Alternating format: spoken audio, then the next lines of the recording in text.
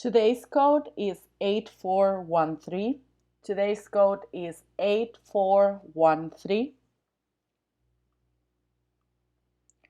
Let's talk about how to keep track of all these new reactions that you're learning. So I mentioned that you should do flashcards, and I'm gonna show you one example of how a flashcard could look like. But basically what you need to keep in mind is that, first of all, you have to identify what's the basic type of reaction that you're seeing. Is it an acid base? Is it a addition? Is it an elimination? Is it a substitution? And by grouping them, it's much easier for you to see, to organize them and to memorize them. Then, once you've grouped your reactions based on what is the overall transformation that you're doing, what you will do is that you will write down the reagents for each reaction.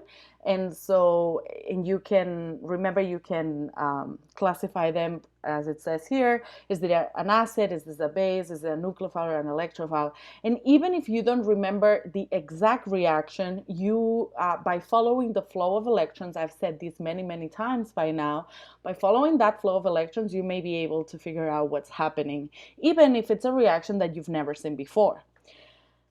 And don't worry about oxidations and reductions because you haven't seen them yet, but this is useful for when you get to that point in organic too.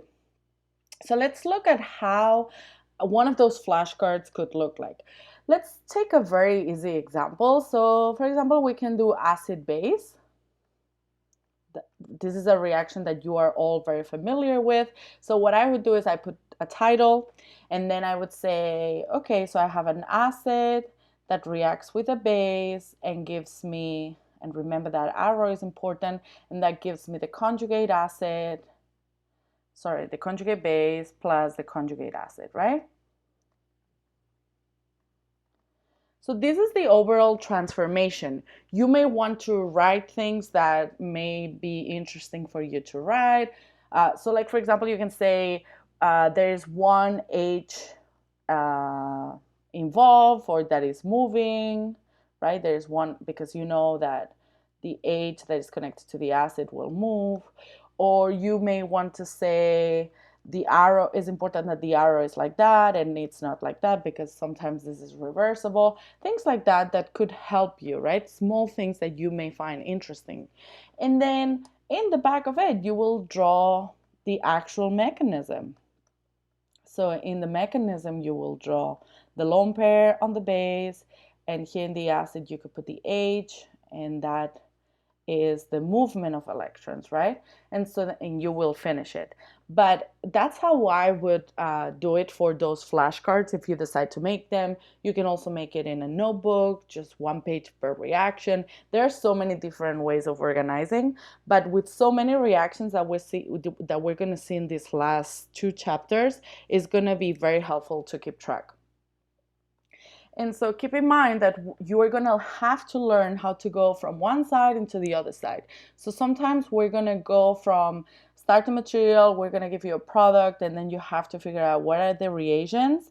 Or we may give you the reagents and the products, and you need to figure out what's the starting material. So in synthesis, you have to learn to go backwards and to go forward, of course. And remember, we talked about retrosynthetic analysis in where, okay, we have the final product here, we give the reagents and we need to figure out where we started from, right? In this case, is an addition of Br2 across the double bond. Or here we have the alcohol and we treat that alcohol with sulfuric acid. And by seeing those two, you should recognize that that is going to be an elimination reaction under acidic conditions, right? And so that will give you the cyclohexene.